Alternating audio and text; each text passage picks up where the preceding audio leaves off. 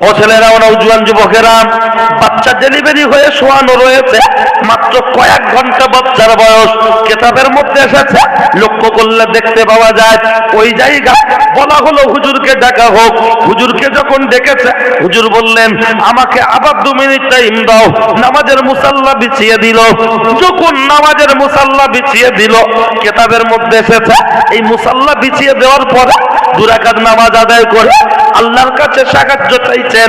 এত পরিমাণ কাঁদছে, আওয়াজ চলে আসলো, ওগো আল্লাহর বান্দা, আর তোমাকে কাঁদতে হবে না, চোখের পানিটা মুছে নাও, চোখের পানিটা মুছে নাও। বাচ্চা যেখানে শোয়ানো আছে ওই বাচ্চার সামনে তুমি চলে যাও, বাচ্চার সাথে কথা বলো, ওখান থেকে প্রমাণ হয়ে যাবে ওই বাচ্চার বাপকে। একবার জুড়ে বলুন সুবহানাল্লাহ। ও বাবু, এতগুলো মানুষ, একটু ঘুম ঘুম লাগবে জানি, একটু ছাড়িয়ে বলেন না সুবহানাল্লাহ। একটু রাত ভারী হলে, ক্লান্ত সারাদিন খাটাখাটনি করেন, একটু ঘুম লাগবে। পৃথিবীর 2টো জায়গায় বেশি ঘুম লাগে। একটা হলো জুম্মার দিন খুতবার সময়, কথা ঠিক কি না? হ্যাঁ, ইমাম সাহেব খুতবা এরকম দেখবে, ও চাচা ঘুমোচ্ছ, এরকম করছো, ও চাচা ঘুমোচ্ছ, বলে আল্লাহ কিরে না, তা বলছে তুমি টোটোর মতো ব্রেক মারছো। ইমাম সাহেব খুতবা দিচ্ছে, ইয়ামুরুনা বিল আদলি ওয়াল ইহসান, চাচা ঘন ঘন দিচ্ছে আমডবে টান। আর একটা জায়গায় এখানে বসে কেউ ঘুমালে সব পাবে, কেন পাবে না? জব কার্ডের মাটি কাটুক আর না কাটুক, হাজিরা হলে পয়সা ঢোকে না। আল্লাহর ভান্ডার বড় না সরকারের ভান্ডার বড়? আল্লাহর ভান্ডার বড়। যারা নেতার কাছের লোক তাদের মাটি কাটতে হতো না, হাজিরা হলেই পয়সা। আমরা আল্লাহর বান্দা, আল্লাহ রহমানুর রহিম, গফুরুর রহিম, আমরা আল্লাহর দয়ায় বেঁচে আছি, কথা ঠিক কি না? নিয়ত ছিল ওয়াজ শুনবো, ক্লান্ত শরীর ব্যাটারি লো দিতে পারে, তার জন্য আমার আল্লাহ আপনাকে আমাকে তার রহমত থেকে বঞ্চিত করবেন না, সব দিয়ে খাতা ভরে দেবেন। একটু বলবেন না সুবহানাল্লাহ। তাহলে এবার একবার মরণ তাকবীর দিতে হবে ঘুম ছাড়ানোর জন্য। কারো যেন জবান বন্ধ না থাকে, এই তখনকার মতো দেবো, ঠিক আছে? কারো জবান বন্ধ না থাকে। আমি প্রথম যে অবস্থায় উঠেছিলাম তার থেকে 2টো লোক বেড়েছে বলে মনে হয়, বেড়েছে। হ্যাঁ, তাহলে আর একটু আসলে ব্যাপারে আপনাদের দিকে একটা ফ্যাশন হয়ে গেছে, জলসা মানে একটু চেয়ার টেবিল করে গুরুমদের খাওয়ানো, একটু বিরিয়ানি টিরানি করা, একটা ফ্যাশন হয়ে গেছে। তো ওই জন্য লোকজন থাকে না, দাঁড়ায় না। তাই কিছু কিছু ক্ষেত্রে জলসাটা সিজন আলাদা করে দিতে হবে। যেহেতু মাদ্রাসার জলসা কিভাবে করলে ওস্তাদরা আছেন ভাববেন, তবে এদিকে এই সিজনেই হয়। আমাদের দিকে জলসা সব দিনের বেলা করে দেওয়া হয়েছে, মাদ্রাসার জলসাগুলো। দোকান বন্ধ, টোটাল দোকান বন্ধ, মানে মেলা বন্ধ, মানে কি আর লোক ঘুরবে? যে কটা আসবে জলসার জন্য আসবে। আর যতগুলো ছেলে ঘুরেছে ভালো করে খবর নেন, জলসার যদি বলা হয় চাঁদা দিয়েছো, বলে আমার কি ইনকাম আছে আমি চাঁদা দেবো? আর মানি ব্যাগ পকেটে এরকম রেখে, প্যান্ট পরে আছে, জিন্স তো এরকম রেখে আছে, মানি ব্যাগ এখানে আছে এরকম এরকম, আর শুধু পকেটে হাত দিচ্ছে, বলছে জোসনা কি খাবে বলো না, অর্ডার করো। মানি ব্যাগ চেক করে দেখুন, টাকার থেকে কাগজ বেশি, আল্লাহর কি এরকম। সেই 4 বছর আগে বেড়াতে গিয়েছিল, তার টিকিটও আছে। ডাইলগে মাথা খারাপ হচ্ছে, বলছে লোক হয়েছিল ভালো কিন্তু বসলো না, লোক হয়েছিল ভালো বসলো না। আরে বসবে কি করে? যারা ট্র্যাক্টর চালায়, ট্র্যাক্টর চালাতে চালাতে সারাদিন জমিতে হাঁটে না বাবা। যারা দেখবেন গরু হাটে নিয়ে যায়, এই হাট থেকে ওই হাটে হেঁটে হেঁটে নিয়ে যায়, তো সারাদিন হেঁটে নিয়ে যায়। ওকে বলো না চাচা গরু ছাড়া তুমি একা একা একটু হাঁটো, বলে পারবো না। যে ট্র্যাক্টর চালায় তার বলেন ট্র্যাক্টর ছাড়া তুমি একবেলা হাঁটো, 1 বিঘে জমি চষার দাম দেবো, বলবে দরকার নেই। তা যতক্ষণ ওরা ট্র্যাক্টর হয়ে ঘুরেছে, আর ওদের পিছনে পিছনে আব্দুল্লাহ চাচতো ভাই, কেলো, বাবলু, লালটু, মন্টু শুধু ঘুরেছে। হ্যাঁ, কেন? ফুল যেখানে ফোটে মৌমাছি সেখানেই ঘোরে, অতটা সহজ। এখন মৌমাছি ভিতরে ঢুকে গেছে, আস্তে আস্তে এরাও পালিয়েছে। মনে রাখবেন, 200 টাকার মাছ কিনে যখন বাড়ি নিয়ে যান, আপনার স্ত্রী আমার মা মাছটাকে সুন্দর করে মেজে ঘষে ধুয়ে চুন দিয়ে পুড়িয়ে, এই চুন দিয়ে বলছি, মেজে ঘষে ধুয়ে সুন্দর করে রেখে দেয়। বাইরে একটা কাজ করছে, হঠাৎ একটা বিদেশি মেহমান আসলো, এসেই বলছে ম্যাও ম্যাও।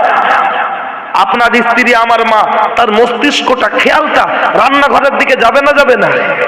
এই ছেলে, এই সাদ্দাম, দেখ দেখ দেখ, মাছটা মনে হয় বিড়াল খেয়ে নিল, দেখ না রে। বড় লোক হলে বলবে মাছটা ফিরিয়ে দে, বড় লোক হলে বলবে মাছটা মিটকেসে দে, আর গরিব মানুষ হলে বলবে মাছের হাঁড়ির মুখের উপরে শিলনোড়াটা চাপিয়ে দে, যাতে বিড়াল মাছটা খেতে না পারে। আচ্ছা, পোনা মাছের কেজি কত বাবা? 200 টাকাই ধরুন পোনা মাছ। আচ্ছা, 200 টাকার পোনা মাছ বিড়াল খেয়ে নেবে, তার জন্য যদি ঢাকতে হয়, আর হাঁড়ির ঢাকনাটা যদি ভালো করে দেওয়া থাকে, বিড়াল গন্ধ পাবে, এসে পাশে ডাকবে ম্যাও ম্যাও ম্যাও, ও কি খেতে পারবে? ঘুরে ঘুরে দেখে চলে যাবে, মনটা খুব খারাপ। তাহলে 200 টাকার মাছের থেকে আপনার মেয়ে আমার বোন, তার রূপ যৌবনের মূল্য কি কম? 200 টাকার মাছ বিড়াল খেয়ে নেবে, তার জন্য যদি ফ্রিজে রাখতে হয়, মিটকেসে রাখতে হয়, হাড়ির মুখে যদি শিলনোড়া চাপিয়ে রাখতে হয়, আজকে যাদের মেয়েগুলো ড্যাং ড্যাং ড্যাং ড্যাং করে মাছের মতো চড়েছে, আর এ পাড়া ও পাড়া থেকে কিছু বিড়াল এসে পিছনে ঘুরছে আর বলছে ম্যাও ম্যাও, ও হাবি ফোন নাম্বারটা দাও দাও, ম্যাও। মেয়ের মা বলছে আও খাও, গল্প করে যাও, তুমি তো আমাদের বনগাঁর ছেলে, ভয়টাকে পাও, ম্যাও ম্যাও আও। আর দেখবেন স্বামী বিদেশে আছে, ওর এখানেও দেখবেন দু একজন মহিলার ফোনের সিমও আলাদা হয়ে গেছে, দুটো। আমরা বুঝি না, ডাল মে কুচ কালা খায়, সিকাবাব মে হাড্ডি খায়, ভাবি একা একা আছে, নতুন নতুন কুটুম কেন আসতে হয়, আমরা বুঝি না। বলে মৌলী সাহেবরা এসব বলবে কেন? আমরা বলবো না, কোন বলাই বলবে? মেম্বার, প্রধান, এমপি, এমএলএ, মন্ত্রী, মিনিস্টার কেউ বলবে না। এগুলো মসজিদের ইমাম, মঞ্চের বক্তা, এদেরকেই বলার জন্য পারমিশন দিয়েছেন আল্লাহ। মনে রাখুন, এই জন্যই হলো এরাই শ্রেষ্ঠ। মনে রাখুন, উপস্থিত জনমন্ডলী, 200 টাকার মাছ বিড়াল খেয়ে নেবে, তার জন্য যদি ফ্রিজে রাখতে হয়, 50 টাকা চিনির কেজি কৌটোয় ঢোকাচ্ছেন, বলছে এত পিঁপড়ে কেন? তখন আমার মা বলছে কৌটোর ঢাকনাটা ভাঙা। তা বলছে একটা কাগজ দাও, ঢাকনার মুখে দিয়ে টাইট করছে, বলছে দেখি শালা পিঁপড়ে কি করে যায়, টাইট করছে, কোনো মতে টাইট হয় না। লাস্টে বলছে অন্য কৌটো, বাচ্চা বলুন, একটা কৌটোর ভিতরে যদি 2 লাখ পিঁপড়ে ঢোকে, সব খাই খাক, কৌটোলে বাড়ি যেতে পারবে? তাহলে সব খেলো খেলো কৌটো নিয়ে যেতে পারবে না। তার জন্য যদি ঢাকনাটা কড়া করে দিতে হয়, তাহলে 50 টাকা চিনির গুরুত্ব বুঝলেন, 200 টাকার মাছের গুরুত্ব বুঝলেন। 10,000 টাকার মোবাইল, সামনে কভার, কি বলে গো, স্ক্রিন গার্ড, কি কাঁচ কাঁচ কাঁচ লাগানো থাকে, পিছনে কভার, কি ব্যাপার? বললে হাত ঘষলে দাগ হবে, পড়লে ভেঙে যাবে। আহা, 10,000 টাকার মোবাইল, ঘষলে দাগ হবে, পড়লে ভেঙে যাবে, তার জন্য জানজালা করছে। আর কবুল বলে বউকে বাড়িয়ে নে, ঠাকুরের মতো সাজিয়ে যখন হাতে তুলেছি, ওই পাড়ার মন্টু পাশে গিয়ে দেখতে বলছে আকাশের চাঁদ হয়েছে। এ আবার ঘুরে ঘুরে দেখছে আমার বোর কে বলেছে কেন, ভুরু তো চেঁচে এরাম সরু আছে না নাই, ভুরু এরাম চেঁচেছে, বউ না নায়িকা, কে বলেছে হাদিসে নেই, কে বলেছে কোরআনে নেই? আমরা ওয়াজ বুঝি না, এই ভুরু চাচা গুলো হারাম। আল্লাহর এই সৃষ্টির মধ্যে কোনো ভুল আছে? ভাই কে কথা বলছো? সাবধান, আমি প্রত্যেকটা কথার পিছনে আমার দলিল আছে। তুমি চাইবে গপ গপ গপ গপ করে পুরো বোমের মতো মারবো, ঠিক? খালি শোনো, মনে রাখুন কি বলছিলাম। উপস্থিত জনমন্ডলী, এই যে জায়গায় দাঁড়িয়ে পর্দার কথা বলতে গিয়ে আমি আপনাকে এ পর্যন্ত বললাম, সেই কথার উপরেই দাঁড়িয়ে বলছি, হে উপস্থিত জনমন্ডলী, তাহলে আমরা মাছের গুরুত্ব বুঝি, আমরা চিনির গুরুত্ব বুঝি, আপনার মেয়ে আমার বোন তার রূপ যৌবনের গুরুত্ব বুঝি না। আজকে যে মেয়েটা ভুরু চাচ্ছে, এই আমার এই, আমি তো ইউনিভার্সিটি পড়া ছেলে, মনে করে লুঙ্গি পরে আছে, এরা কি পড়াশোনা করিনি, শুধু মাদ্রাসায় চষেছি? না, ইউনিভার্সিটি পড়া ছেলে। এই ভুরুটা দেখে আমার কলেজের একজন মেয়ে বলেছিল, ভাইজান তোমার ভুরু একটু সরু করতে পারো না? আমি তখন আদেও জানতাম না যে ভুরু চাঁচে মানুষ। আমার ড্রাইভার একদিন মোবাইল বার করে দিয়ে বলল এইটা। তো আমি বললাম ওই জন্য আমার বলেছে ভুরু না বাম্পার বোঝা যায় না, মানে টোটাল জোড়া তো ফাঁকা নেই। আচ্ছা এই যে চোখ, এই ভুরু, এই নাক, এই গাল, আজ পর্যন্ত কেউ বলতে পারবেন ভুরু এত বড় হয়েছে চাগিয়ে ধরে হাঁটতে হয়েছে? আল্লাহ বলেছে যা বাড়বি বাড়বি, নিচে যাবি না, সাইডে যাবি। কথা ঠিক কি না? ভুরু টেনে দেখেন কত বড়, দেখেন 1 ইঞ্চি 1.5 ইঞ্চি 2 ইঞ্চি পর্যন্ত আছে। যদি নিচে যেত কি বিপদ হতো বলেন না? আজ পর্যন্ত কেউ বলতে পারবেন যে দাড়ি এত বড় হয়েছে নিচে পড়ে গেছে, গামছার মতো ভাঁজ করতে হয়েছে? না। মেয়েরা মনে মনে করছে আল্লাহ সব ঠিক দিয়েছে, ভুরুটা গন্ডগোল। আচ্ছা বলেন তো, গালটা এরকম জায়গায় না হয়ে গালটা যদি বনগা রেলগেটের পাশে হতো, আর নাকটা যদি গাইঘাটার মোড়ে হতো, আর চোখটা যদি হাবড়ায় হতো পায়ের তলায়, এখন আপনি একটা আপেল খাবেন, চেক করার জন্য কোথায় দেবেন? যদি বলি 1 কিলো দেখতো, ও বলবে আমি এসব বুঝি, আমি তো হলার দিয়ে দাও। যেখানে আছে নাক, এর বলবো দেখতে গেল, বলবে সর্দিতে লকডাউন, নাক জাম। তলায় আছে চোখ, পায়ে জুতো পায়ে দেওয়ার পরে যদি বলি দেখতো, ও বলবে আমার মুখে মাস্ক পরিয়ে দিয়ে আবার জিজ্ঞেস করছো, বলবে সোলজার চশমাটা খোলো। কিন্তু এই দেখুন, এই চোখ, এই নাক, এই গাল, এই দিচ্ছি, চোখ বলছে দাগ আছে, নাক বলছে দাগ থাকলেও পচা নেই, গাল বলছে বুঝি না একবার দিয়ে দাগ। যেই ভিতরে দিয়ে দিলাম, ডান দিক বাম দিক জিভটা ঘুরিয়ে দিল, এ বর্ডার থেকে ওই বর্ডার। খাবার যদি ডিসপুট না হয় ভিতরে যাবে, খাবার যদি ডিসপুট থাকে জিভ বলবে ঠেলে দিচ্ছি, ঠোঁট বলবে চেপে ধর, হাত বলবে বেলচা রেডি বার কর। আল্লাহ বললেন লাকাদ খালাকনাল ইনসানা ফি আহসানি তাকবীম, আমি মানুষকে অতি উত্তম এবং সুন্দর করে বানিয়েছি। একটু বলবেন না সুবহানাল্লাহ? সেই আল্লাহ দিয়েছে হাত আর পা, বান্দা চুরি না করে খেটে খাপ। তকবীরটা মরণ তকবীর দেবেন, কারো জবান যেন বন্ধ না থাকে। যুবক ভাইরা যারা আছেন, মাদ্রাসার ছাত্র ভাইরা যারা আছেন, সকলে মিলে একসঙ্গে আমরা জেগে আছি, গ্রামের লোক বুঝুক যে ওরা এখনো ঘুমায়নি, কারো জবান বন্ধ না থাকে নারায়ে তাকবীর। হয়নি হয়নি, গরুর গোশত কতদিন খাওয়া হয়নি, যেন মনে বছর চারেক খাননি। আমাদের ওদিকে তো 300 টাকা কেজি, আপনাদেরকে কত? 250। তাহলে আমাদের 300 না 270, তাহলে আপনাদের থেকে আমাদের দিকে দাম বেশি। কিন্তু তারপরেও আওয়াজটা ঠিকঠাক দেন। আমরা খাই গোশ, আমাদের তদবিরে থাকতে হবে জোশ। আমাদের রাস্তায় নেই বাম্পার, ইমানে থাকতে হবে টেম্পার। কারো জবান বন্ধ না থাকে, আল্লাহু আকবারের পাওয়ার কতটা আপনার জানা নেই। যেদিন হযরত ওমর বলেছিলেন ইয়া রাসূলুল্লাহ একটু মিছিল করব, আপনি পারমিশন দেন। দয়ার নবী বললেন ওমর মিছিল করতে গেলে তো লোক দরকার অনেক, ঠিক কি না? কিন্তু লোক কই, ইসলাম সবে শুরু, লোকজন তেমন নেই। আল্লাহর নবীর সামনে দাঁড়িয়ে ওমর বললেন ইয়া রাসূলুল্লাহ আপনি পারমিশন দেন, আমি লোক জড়ো করে ফেলবো। একটু বক্সটাকে ছেড়ে দাঁড়াও, কানে আওয়াজ আটকাচ্ছে। ওই যে পিছনে বক্স আছে না, বক্সটাকে একটু ফাঁকা করে দাও তোমরা। ও ছেলেরা, যখন ওই জায়গায় দাঁড়িয়ে হযরত ওমর বলছেন ইয়া রাসূলুল্লাহ আপনি অনুমতি দেন। আল্লাহ নবী বললেন লোকজন কই? হযরত ওমর বললেন লোক আমি জড়ো করে ফেলবো ইনশাআল্লাহ, পারমিশন দেন। দয়ার নবী বললেন যাও, চলে যাও। হযরত ওমর খুঁজে খুঁজে লোক জড়ো করেছে, কতগুলো জানেন? 10 জন। বলেছিলাম না বক্তব্য শুরুতে যে সর্বপ্রথম মিছিল করেছিল কি হযরত ওমর? 10 জন লোক জড়ো করে, এদিকে 5 জন, এদিকে 5 জন, মাঝখানে হযরত ওমর দাঁড়িয়ে আছেন। হযরত ওমর বলছেন লিল্লাহি তাকবীর, দুই পাশ থেকে বলছে আল্লাহু আকবার, আল্লাহু আকবার, আল্লাহু আকবার। ওমর যখন মিছিল করতে করতে এগিয়ে যাচ্ছে, ওমরকে জিজ্ঞাসা করা হচ্ছে ওমর তোমার কি ভয় লাগছে না? ওরা তোমার উপরে হামলা করতে পারে। হযরত ওমর সিংহের মতো গর্জন করে বলেছিলেন, যখন দুই পাশ থেকে লোক আল্লাহু আকবার, আল্লাহু আকবার ধ্বনি দিচ্ছে, আমার ঈমানি পাওয়ারটা এত বড় হচ্ছে, মনে হয় গোটা পৃথিবীর বেঈমানরা যদি একদিকে দাঁড়িয়ে যায়, তাদের বিরুদ্ধে লড়াই করার জন্য আমি ওমর একাই যথেষ্ট। নারায়ে তাকবীর। আর একটু জোরে বলুন নারায়ে তাকবীর।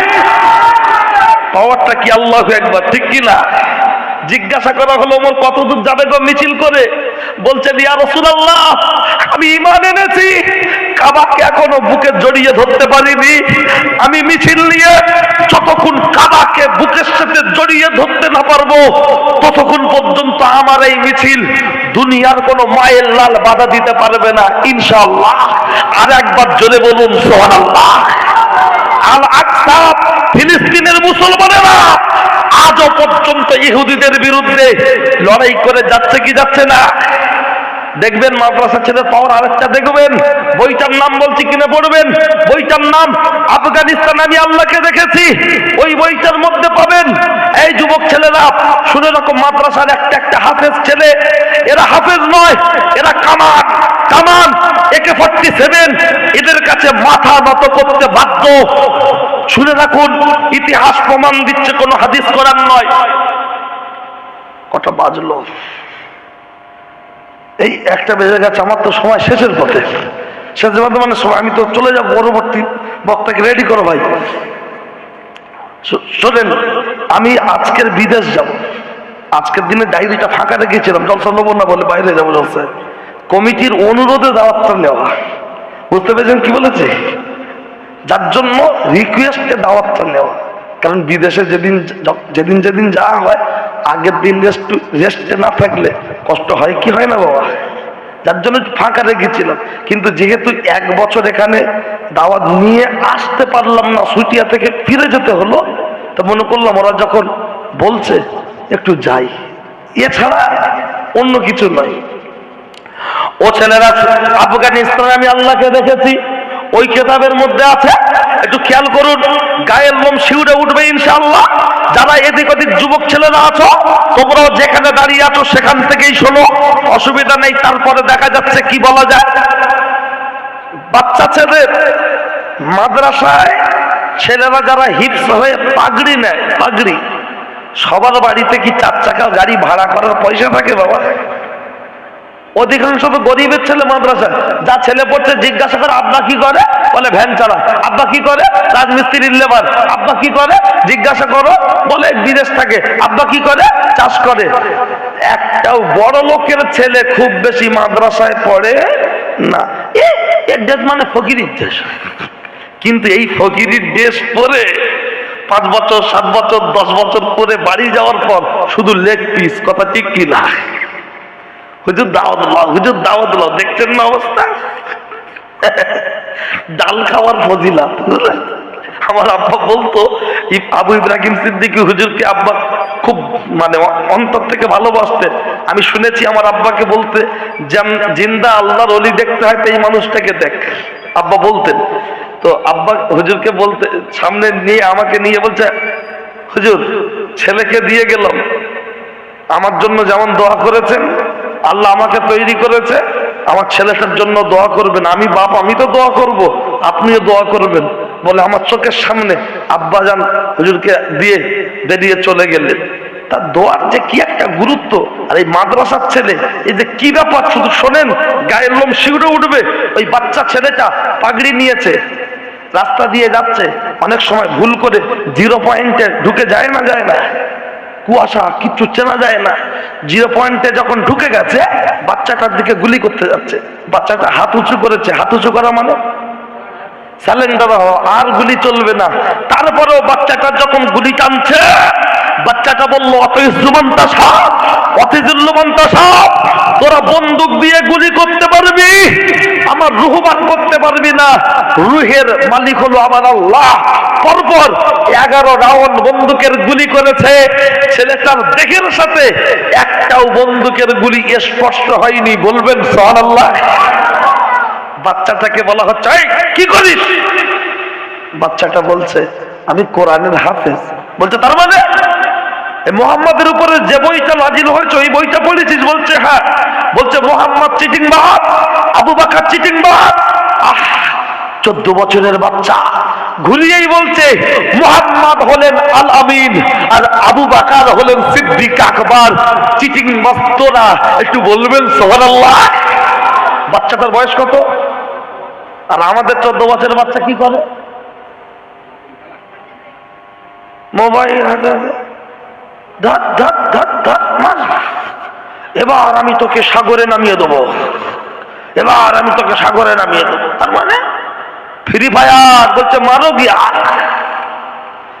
খেলছে পাবজি, বলতে পারে না নাম বিশ্ব নবীজি, শুয়ে ভালো করে উঠতে পারে না, প্যান খুলে চলে যাচ্ছে, একা একা বলছে দেখা হে তু পেহেলি বাত। ওর প্রথম মাস্টারটা কে বলুন, বাপ প্রথম মাস্টার ওর মা, ওর বাপ, ওর পাশে মোবাইল বসে বসে দেখে, ও মনে মনে করতে পারি এটা মনে হচ্ছে সুন্নত কাজ, মোবাইল দেখতে। ও মা যখন দেখে দিয়ে সংসারে কাজ করছে, ও দেখছে, আস্তে আস্তে নেশা হয়ে যাচ্ছে, আর লাস্টে বলছে হুজুর আমারে বাচ্চা স্কুলে যায় না তাই গ্যারেজে দিচ্ছে। রাখো, সাবধান, মায়েদের বলছি যারা পর্দা আড়ালে মার বোন ভিতরে ভিতরে নিয়েছো গ্রুপ লোন, কানটা খাড়া করে শোনো মার বোন, হাতে বাচ্চার কেউ ছোট মাছ ডাইরেক্ট খেতে দেয়, মাছটাকে ছাড়িয়ে দেয় কেন বাবা? কাঁটা ফুটবে। আচ্ছা বলুন, কাঁটা ফুটলে বেশি কষ্ট না সাপে কামড়ালে বেশি কষ্ট? সাপে কামড়ালে। তাহলে কেউটো সাপের থেকে মোবাইল আরো খাতারনাক। মাছ বাচ্চার গালে বেঁচে দিচ্ছেন কেন? কাঁটা ফুটবে তাই। আর জ্যান্ত একটা কেউটো সাপ, 16,000 17,000 টাকার মোবাইল, 8 জিবি আর 16 জিবি, এই 8 জিবি আর 128 জিবি, 128 তুলে দিচ্ছ, ওটা কেউটো সাপের থেকেও ভয়ানক। তাই নিয়ে তোমার বাচ্চা আগুন দিয়ে যেমন ঘর ধরানো যায়, আগুন দিয়ে চুলো ধরানো যায়, মোবাইল আর আগুন সমান, কেউ ঘর ধরায় কেউ চুনান ধরায়, কথা ঠিক কিনা? বুঝবেন কবে? সাবধান, সাবধান হয়ে যান। এই বাচ্চা ছেলেটা 14 বছর বয়স, লড়াই করছে বিএসএফ এর বিরুদ্ধে, ওরা 8 জন, বাচ্চাটা একা। বাচ্চাটার ভিতরে কোরআনের পাওয়ার আছে না নাই? সেই পাওয়ারে লড়াই করছে, লড়াই বলছে এই মোহাম্মদ চিটিংবাজ নয়। বাচ্চাটা বলছে অসম্ভব কথা, তোমরা মিথ্যা বলছো কেন? বলছে যে রাত্রে মোহাম্মদ বেরিয়ে যাচ্ছিল, বললো এক মুঠো ধুলো ছুঁড়ে দিয়েছে, চারিদিকে চলে গেছে, এটা সত্য? কোন কথাটা বলেন তো? হিজরতের কথা, হিজরতের কথা। ইহুদিরা বলছে এটা সত্য। বাচ্চাটা বলছে নাকি নয়, নাকি নয়, 100% সত্য, 100% সত্য। যেই বলেছে 100% সত্য, তখন বলা হচ্ছে যুদ্ধের ট্যাং দান করানো আছে, পারিস তো আগুন ধরা, তা না হলে কেটে মাছের মতো পিস পিস করবো। আঘাত, কোরআনের পাখি 14 বছরের বাচ্চা সিংহের মতো গর্জন করে বলেছিল। ওই দিনকে আমার আল্লাহ বলেছিলেন হাবিব আয়াত পড়ুন, মাটিতে ফু দেওয়ার দায়িত্ব আপনার, ছোড়ার দায়িত্ব আপনার, পৌঁছে দেওয়ার দায়িত্ব আমার। চারিদিক থেকে যখন ঘরটা ঘেরাও করে ফেলা হলো, আমার আল্লাহর অর্ডার হয়ে গেল, এক মুঠো বালিতে ফু দিয়ে ছড়িয়ে দিয়েছে, ওরা অজ্ঞান হয়ে পড়ে গেছে। আমার নবী হাঁটতে হাঁটতে বেরিয়ে যাচ্ছে, বাচ্চা ছেলেটা বেঈমানদের বলছে শুনে রাখ, শুনে রাখ, শুনে রাখ। যখন বেরিয়ে চলে যাচ্ছে, একটু আসতে, এই এত কথা কেন? বেঈমানদের সামনে দাঁড়িয়ে ছোট্ট বাচ্চাটা বলছে, যখন দয়াল নবী আপনার চলে যাচ্ছেন, শুনে রাখ, বেলা সকাল হয়ে যাওয়ার সময়, প্রায় কাছাকাছি সুবে সাদিক হয়ে যাচ্ছে, আমার আল্লাহর অর্ডার হলো হাবিব আর আগাবেন না, গর্তের ভিতরে ঢোকো, পায়রা ভিতরে ঢোকো, মাকড়সা জাল বুনে দাও। বাচ্চা ছেলেটা বেঈমানদের উদ্দেশ্যে বলছে, আমার আল্লাহ তার প্রিয় হাবিবকে মাকড়সার জাল, পায়রার জিকির দিয়ে তোদের চাচতো ভাইদের হাত থেকে যদি হেফাজত করতে পারে, আমি কোরআনের পাখি, মাদ্রাসার ছাত্র, হাফেজে কোরআন, আল্লাহ যদি রাজি থাকে, তোদের মতো বেঈমানের হাত থেকেও আল্লাহ আমাকে হেফাজত করবেন। একবার ঘুম ছাড়িয়ে বলুন সুবহানাল্লাহ। হয়নি? একটু মহব্বতে বলুন, আর একটু জোরে নারায়ে তাকবীর, আর একটু জোরে নারায়ে তাকবীর। এই উপস্থিত জনমন্ডলী, বাচ্চাটার দিকে ওরা তাকিয়ে, ছোট্ট একটা 14 বছরের বাচ্চা, ওরা 8 জন, ওদের যে হেডটার নাম কেনেন, মোটা মোটা চোখ বার করতে গিলে খেয়ে ফেলবে। বাচ্চাটা তখন বলছে শুনুন, পৃথিবীর কোন মানুষের সাথে আমার নবীর সাথে তুলনা করা যাবে না। বলছে মোহাম্মদ যদি বালিতে ফু দিয়ে ছড়িয়ে দেয়, চারিদিকে যায়, তুই ফু দিয়ে আগুন ধরা, বাচ্চাটা তখন বলছে, আমার নবীর সাথে পৃথিবীর কোন মানুষের তুলনা দেওয়া যাবে না। কেমন? মনে রাখুন, আমি ঘটনা বলে সময় নষ্ট করব না, আমিও বিদায় নেব, পরবর্তী বক্তা আসবেন, শুধু টু দা পয়েন্টটা বুঝুন। ওদিকে বাচ্চা শোয়ানো আছে, বলবো, মনে করবেন না যে অফার দিয়ে চলে যাব। দা মনে রাখুন উপস্থিত জনমন্ডলী, আল্লাহ, এই যে বাচ্চা ছেলেটা ওই জায়গায় দাঁড়িয়ে বলছে যে আমার নবীর সাথে তুলনা করা যাবে না। কেন? পৃথিবীর কোন মানুষের, আমরা যখন মায়ের পেটে এসেছি, কিভাবে আব্বার মায়ের দুজনের সহবাসের প্রতিক্রিয়ার কারণে মায়ের গর্ভে এসেছি। আর আম্মা জান আমিনা যখন বাসর ঘরে এসেছে রসুলের আম্মাকে নিয়ে বাসর ঘর বলা যায় না, বোঝানোর জন্য বলছি। না, আর একটু পিছন থেকে বলতে হবে। এই কথাটা বলে দিই, লক্ষ্য করলে দেখতে পাওয়া যায়, ও ছেলেরা, ও নওজোয়ান যুবকেরা, লক্ষ্য করলে দেখতে পাওয়া যায় রাসূলুল্লাহর আম্মা জান আমিনা যখন প্রথম দেখা হচ্ছে আব্দুল্লাহর সাথে, আব্দুল্লাহর চেহারার দিকে তাকিয়ে ভাবছে, আহারে এত সুন্দর ছেলে কোথায় ছিল। আর এদিকে আমিনা আব্দুল্লাহ আমিনার চেহারার দিকে তাকিয়ে বলছে, আহারে এত সুন্দর নারী কোথায় ছিল। আব্বা আব্দুল্লাহ আর আমিনা দুজনকে যখন লুপে ধরছে, আমার আল্লাহর অর্ডার হয়ে গেল যে আমিনা আব্দুল্লাহর কপালে চুম্বন করলো, আর নূরে মুহাম্মাদিটা মা আমিনার গর্ভে পৌঁছে গেল। একবার জুড়ে বলুন সুবহানাল্লাহ। পার্থক্য পেয়েছেন? একটা হলো, আরেকটা বলি, আরেকটা, আল্লাহ কি, হ্যাঁ, আমরা যখন মায়ের গর্ভে এসেছি, পৃথিবীর সব মানুষ মায়েদের মাসে মাসে যে শরীর খারাপ হয়, এটা বন্ধ হয়ে যায় কি যায় না? কিন্তু শরীর খারাপ কোথা থেকে শুরু হয়েছে জানেন না? কেন? আপনার আম্মা জান হাওয়া জান্নাতের ভিতরে গিয়েছিল, ইবলিস সাপের গালের ভিতরে বিষ কিসের জন্য এলো? সাপ বুক দিয়ে কেন হাঁটে? কটা প্রশ্ন আর বলবো, মনে রাখুন, শুধু একটু ধরিয়ে দিয়ে যাচ্ছি, কেউ রিকোয়েস্ট করবেন না বলার জন্য, খেয়াল করুন, আমি শুধু একটু ধরিয়ে দিয়ে যাচ্ছি।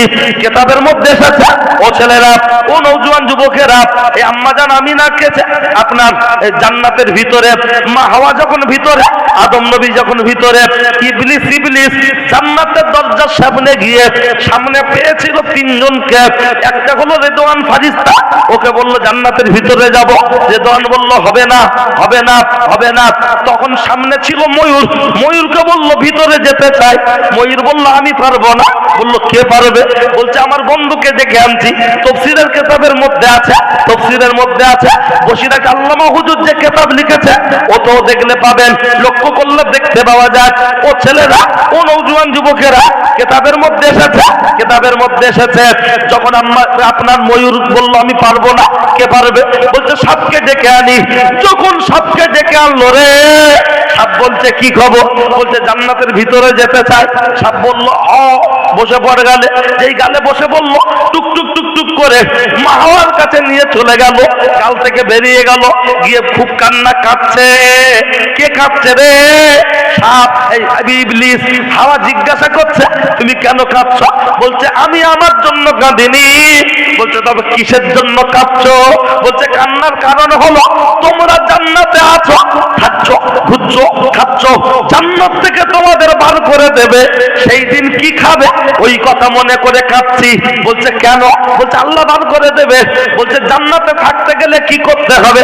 বলছে জান্নাতে যদি থাকতে চাও, নিষিদ্ধ গাছের ফলটা চট করে ছিঁড়ে খেয়ে নাও।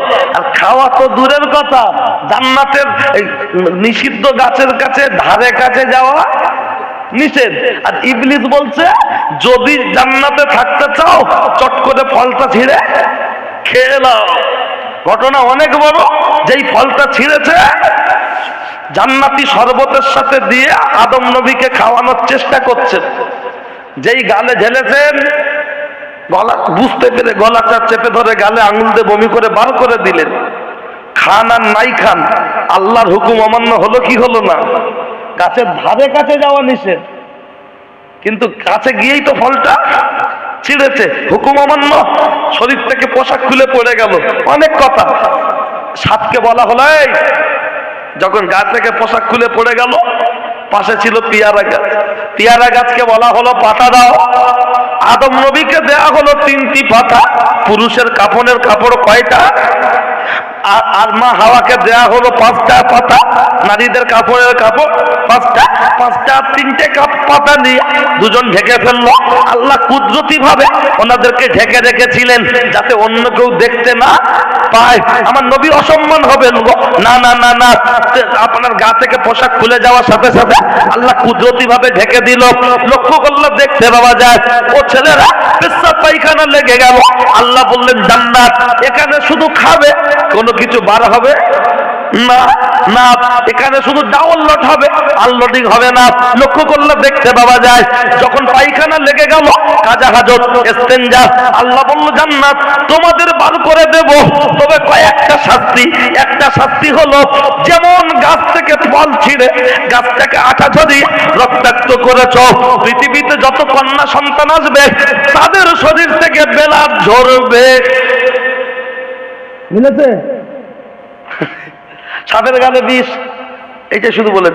আর এই যে ময়ূরের ডানা, ময়ূরের যে ডানা ওটাকে কি বলা হয়? পেখম। তো মোট পেখম সংখ্যা কত জানেন? 600। এখন আছে 2টা। বলবেন কেন? ময়ূরের পা ছিল গোল্ডেন কালার, এখন হয়েছে বিশ্রী। তার কারণ হলো কিতাবের মধ্যে এসেছে, লক্ষ্য করলে দেখতে পাওয়া যায় ময়ূরকে ডেকে বলা হলো এদিকে আয়। শাস্তি অনেকগুলো, আমি একটা বলেছি, বসে আল্লাহ হুজুর উল্লেখ করেছেন, তফসিরও এসেছে, আমি বিস্তারিত যাচ্ছি না। ও ছেলেরা, ও নওজোয়ান যুবকেরা, কিতাবের মধ্যে এসেছে, লক্ষ্য করলে দেখতে পাওয়া যায় এমন করে ময়ূরকে ডেকে বলা হলো তোর জন্য শাস্তি 3টা। কি? 1 নম্বর হলো, লক্ষ্য করলে দেখতে পাওয়া যায় 1 নম্বর হলো তোর ডানার সংখ্যা হলো 600, খুলে নেওয়া হচ্ছে এবং 2টা পেখম দেয়া হচ্ছে। লোক দেখে খুব ভালো বলবে, আর পাটা সোনালী কালার, এটা করে দেয়া হচ্ছে বিশ্রী। তোর লোক দেখে পছন্দ করবে, আর পায়ের দিকে দেখলে চোখ ছিটকাবে। আর 3 নম্বর শাস্তি জান্নাত থেকে বিতাড়িত হয়েছে 3টা। এবার কাকে ডাকছে? সাপ। এদিকে কি খবর? বলছে ইবলিসকে ভিতরে গালে করে নিয়েছি, তোর জন্য শাস্তি 3টা। কি কি? একটা শাস্তি হলো সাপের গালে ছিল খুশবু, বার করে দাও। জান্নাতি খুশবুটা বার করে নিয়ে ঢুকিয়ে দেয়া হলো বিষাক্ত বিষ। আর বুকে ছিল পা, পাগুলো খুলে নিল আমার আল্লাহ, নিয়ে বললো জান্নাতে জমা থাকবে, তোর জন্য শাস্তি, সারা জীবন বুক ঘেঁষড়ে ঘেঁষড়ে হাঁটবি। আর আদম সন্তান দেখতে পেলে লাঠি নিয়ে জামাই নাস্তা দেবে। কি সাপ দেখলে লাঠি নিয়ে জামাই নাস্তা দেওয়া হয়? তো 3 নম্বর শাস্তি। 3 নম্বর শাস্তি হলো কিতাবের মধ্যে এসেছে, 3 নম্বর শাস্তি জান্নাত থেকে বহিষ্কার হয়ে গেল। আর আদম সন্তানরা পেয়ারা গাছকে কেন বেশি ভালোবাসে? আদম নবী আর মা হাওয়াকে পাতা দিয়েছিলেন না, দেয়নি? তাই দেখবেন আপেলের থেকে মানুষ পেয়ারাটা বেশি ভক্তি করে। কথা ঠিক কি না? পেয়ারার দাম কম, কিন্তু আপেলের থেকে পেয়ারায় ভিটামিন কম না বেশি? 8 থেকে 80, জি থেকে 80, পেয়ারায় ভিটামিন বেশি। কথা ঠিক কি না? ও ছেলেরা, ও নওজোয়ান যুবকেরা, লক্ষ্য করলে দেখতে পাওয়া যায় ও ছেলেরা, ও নওজোয়ান যুবকেরা, আমি কথা বেশি বাড়াবো না, চলুন ব্যাক করুন, কথা বলতে বলতেই বাড়বে। লক্ষ্য করলে দেখতে পাওয়া যায় তাহলে মায়েদের গর্ভে যখন বাচ্চা আসে, বাচ্চা যখন আসে, লক্ষ্য করলে দেখতে পাওয়া যায় শরীর খারাপ বন্ধ হয়ে যায়। কিন্তু আম্মা জান আমিনার গর্ভে আমার নবী যখন এসেছেন, শরীর খারাপ বন্ধ ছিল না, প্রতি মাসে চালু ছিল। আরো একবার বলুন সুবহানাল্লাহ। পার্থক্য আছে না নাই? দুনিয়ার মানুষের সাথে নবীর তুলনা নেই। কিভাবে অসুবিধা লাগছে? আমার দিকে খেয়াল করুন। ও ছেলেরা, ও জওয়ান যুবকেরা, লক্ষ্য করলে দেখতে পাওয়া যায়, আমি আপনাকে সবিনয় নিবেদন করে জানাতে চাই, কিতাবের মধ্যে এসেছে, কিতাবের মধ্যে এসেছে ওই জায়গায় দাঁড়িয়ে আরো একটা পার্থক্য, অনেক পার্থক্য আছে, আমি দুটো একটাই বলছি। আরো একটা পার্থক্য, আমরা যখন দুনিয়ার বুকে এসেছি হয় সিজার করতে হয়েছে, আর তা না হলে মায়ের জনিপথে দুনিয়ার বুকে এসেছি এবং নারীর সাথে নারীর সম্পর্ক। কিন্তু আমার নবী মায়ের পেট থেকে যখন দুনিয়ায় এসেছেন, জনিপথ থেকে নয়, কোখ থেকে। শুধু তাই নয়, মায়ের নারীর সাথে আমার নবীর নারীর কোনো যোগাযোগ ছিল না। পার্থক্য বোঝাতে পেরেছি? আরো আছে, আর নয়। চলুন ও ছেলেরা, ও নওজোয়ান যুবকেরা, আমি আপনাকে যে কথা বলছিলাম কিতাবের মধ্যে এসেছে। কোন কথা বলতে বলতে চলে এসেছিলাম যুদ্ধের ময়দানে। যুদ্ধের ময়দানে ছোট্ট বাচ্চা ছেলেটা যখন দাঁড়িয়ে আছে, কোন জায়গায় দাঁড়িয়ে আছে? অন্য কোথাও নয়, লক্ষ্য করলে দেখতে পাওয়া যায় এমনি করে ওদেরকে বলল, নবীর সাথে সাধারণ মানুষের তুলনা করা যাবে না। পাশের যুদ্ধের ট্যাঙ্ক দাঁড় করানো আছে, নামাজের সময় হয়ে যাচ্ছে। ওই বাচ্চা ছেলেটা ওই সময় বলল, কি বলল? বলছে, আমাকে একটু নামাজ পড়ার জন্য পানি দাও, অজু করবো। যেই পানি চেয়েছে বাচ্চা, পানি না থাকলে পানির বর্তমানে দরকার কি? তায়াম্মুম। বাচ্চাটা দেখলো নেই পানি, করতে হবে তায়াম্মুম করে নিয়ে যখন নামাজে দাঁড়িয়ে গেল, কিতাবের মধ্যে এসেছে ও ছেলেরা, ও নওজোয়ান যুবকেরা, যখন তায়াম্মুম করে নিয়ে বাচ্চা ছেলেটা নামাজে দাঁড়িয়ে গেল, নামাজ আদায় করে লক্ষ্য করলে দেখতে পাওয়া যায় যখন সেজদায় পড়ে কাঁদছে রে। সেজদায় যখন যাওয়া হয়, দুই হাতের মাঝখানে ফাঁকা থাকে না? এই ফাঁকা জায়গা থেকে বন্দুকের নলটা ঢুকিয়ে দিয়ে এরকম ধাক্কা দিচ্ছে। ছেলেটা এরকম জায়গা থেকে রক্ত ঝরছে আর বলছে, ওঠ ওঠ, মেরে ফেলবো, ওঠ ওঠ। বাচ্চাটা এত পরিমাণ কাঁদছে। কিতাবের মধ্যে এসেছে, লক্ষ্য করলে দেখতে পাওয়া যায় আওয়াজ চলে আসলো, ও বাচ্চা তুমি টেনশন করো না, মাথাটা উঁচু করো। প্রথম নামাজ শেষ হয়ে গেছে, আবার সেজদায় পড়েছে, এমনি কাঁদছে আল্লাহর কাছে। আওয়াজ চলে আসলো, ও আল্লাহর বান্দা তুমি টেনশন করো না, মাথাটা উঁচু করো। হিজরত কালে আমার নবী যে আয়াতটা পড়েছিলেন, সেই কোরআন তোমার সিনায় আছে, তুমি সেই আয়াতটা পড়তে শুরু করো। আমার রমাইতা ইজ রমাইতা আয়াতটা পড়তে পড়তে হাতের দ্বারে যা পাবে তাই তুলে ছুঁড়ে মেরে দাও। একটা বার দেখো বাচ্চা ছেলেটা পেয়ে গেল হাতের ধারে বালি, মাথাটা উঁচু করে আমার রমাইতা ইজ রমাইতা আয়াতটা পড়তে পড়তে এক মুঠো বালি নিয়ে যেই দুম করে আল্লাহু আকবার বলে ছুঁড়েছে, মুহূর্তের মধ্যে যুদ্ধের ট্যাঙ্কে লেগে গেছে আগুন। একবার ধরে বলুন সুবহানাল্লাহ। কি বলেছিল? আগুন না ধরাতে পারলে তোকে কেটে পিস পিস করব। বাচ্চাটা বলেছিল, নবীর সাথে সাধারণ পাবলিকের তুলনা হয় না। এই যে কন্ডিশনে দাঁড়িয়ে, এই কমিটির ভাইরা কই গো, একটা পর্যন্ত সময়, 1:30 পর্যন্ত বলছি, দোয়া করে দেবো কিনা, অন্য কেউ আসবে, কেউ দেখো। কোনো ব্যাপার নয়, আমি এখানে শেষ করতে বেরিয়ে যেতে পারবো, সমস্যা নেই, কিন্তু প্রতিষ্ঠানের জলসা যদি দেখো। খেয়াল করুন, আমি যে কথা বলছিলাম, বাচ্চাটা শেষ করে দিই, দেখি তার মধ্যে ওরা কি খবর দেয়। ও ছেলেরা, ও নওজোয়ান যুবকেরা, ও আমার মুরব্বী নবাব, শুনে রেখে দেন, জেনে রেখে দেন। কিতাবের মধ্যে এসেছে, লক্ষ্য করলে দেখতে পাওয়া যায় এমন একটা সময় চলে আসলো, এমন একটা টাইম চলে আসলো। কি বলছিলাম, সেই ছোট্ট বাচ্চা ছেলে শোয়ানো আছে, ওই বাচ্চাটার সামনে খবর চলে আসলো, গিয়ে দাঁড়িয়ে যাও। মনে আছে তো? আমাদেরকে খেয়াল করুন, অন্য মানুষ হবেন না, যেটুকু শুনছেন সলিড শুনুন, তারপরে যা আছে কপালে হয়ে যাবে সকালে। ছেঁড়া কাটা বগলে টেনশন কি করছেন? আমি কদিন আগে একটা জলসা এসেছিলাম, এই পাশে কোথায় হেলেঞ্চা থেকে ভিতরে ঢুকেছিলাম, সেখানে এই গ্রামের লোকও গিয়েছিল, দেখা করেছিল। আমি এই জলসার কথা ওখানে ঘোষণাও দিয়েছিলাম। গ্রামটার নাম আমার ঠিক মনে নেই, হামকুড়া, ঠিক বলেছেন, হামকুড়া। তো আমি আশেপাশে আসি না তা নয়, মণিগ্রাম এসছি, আমডবিও এসছি, আশেপাশে অনেক গ্রামে এসছি। এই জায়গাটা বাকি ছিল, আজকে এসছি। খেয়াল করুন, চট করে একটু বলেন। ও ছেলেরা, ও নওজোয়ান যুবকেরা, ও আমার মুরব্বী বাপ, শুনে রেখে দেন, জেনে রেখে দেন। কিতাবের মধ্যে এসেছে, আল্লাহর আবেদ বান্দা যখন কাঁদছিলেন, কয়েক ঘন্টা যে বাচ্চা হয়েছে, সবে মাত্র হয়েছে, সেই বাচ্চা শোয়ানো আছে। ওগো আল্লাহ, তোমার কাছে সাহায্য চাইছি, তুমি গায়েবী মদদ দাও। কিতাবের মধ্যে এসেছে এত পরিমাণ কাঁদছে, তখন খবর চলে আসলো, ওগো আল্লাহর আবেদ বান্দা, আর তোমাকে কাঁদতে হবে না, চোখের পানিটা মুছে নাও। বাচ্চা যেখানে শোয়ানো আছে, ওই বাচ্চার সামনে হাজির হয়ে যাও। তোমার হাতে হাতের শাহাদাত আঙুলটা নাড়বে, বাচ্চার সাথে কথা বলবে, ওই বাচ্চাই বলে দেবে তার বাপকে। লোক বলছে মৌলী সাহেবের কান কেটে গেছে, ওইটুকু বাচ্চা কি কথা বলতে পারে? না না না না না, এই পৃথিবীতে 3টে বাচ্চা কথা বলেছিল, আর 2টোর কথা বলার সময় নেই, একটাই শুরু বলছি। সামনে দাঁড়িয়ে গেল, মাথার উপরে হাতটা রাখলো, হাতের সামনে দাঁড়িয়েছে, মাথায় হাত দেয়নি, ভুল বললাম। সামনে দাঁড়িয়ে হাতটা নেড়ে নেড়ে বলতে লাগলো, ও বাচ্চা বলো বলো তোমার বাপকে। ওই কয়েক ঘন্টা বাচ্চার বয়স, ওই বাচ্চা শুয়েছিল, তার মুখ থেকে আওয়াজ চলে আসলো, পাহাড়ের পাদদেশে রাখাল হলো আমার বাপ, বকলমে জুনায়েদ হলো নির্দোষ, আল্লাহর ওলি হলো নির্দোষ। একবার জুড়ে বলুন সুবহানাল্লাহ। গ্রামের মানুষ হুজুরের পায়ে ধরে বলছে, হুজুর ভুল হয়ে গেছে। হুজুর বলল কেন? বলছে আমরা আপনার ঘর বাড়ি ভেঙেছি, বড় ছোট কথা বলেছি। হুজুর বলছে বাবারা বাবারা, তোমাদের ভুল নয়, ভুলটা আমার। তার মানে কবে ভুল করেছি?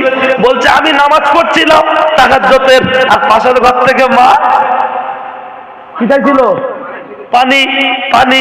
আমি এতটাই ব্যস্ত ছিল, মায়ের পানি দিতে দেরি করেছে, অন্তরে কষ্ট পেয়েছে, আল্লাহর আরশে খবর পৌঁছে গেছে, আর আমার কপালে সে চাপ পড়েছে, চাপ পড়েছে।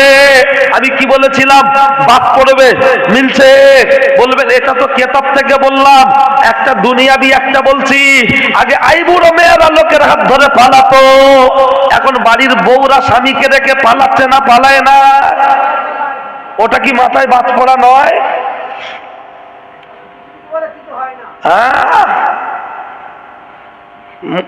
চলুন কথা আর বাড়াবো না, সংক্ষিপ্ত। আমি যে ছেলেটা আমাকে দাওয়াত করেছিল ফোন করে, বাবু না কি নাম, আমি ওকে ফোন করলাম, ফোনও তুলিনি, দরকার নেই। আমি ভাই কোনো খবর নেই।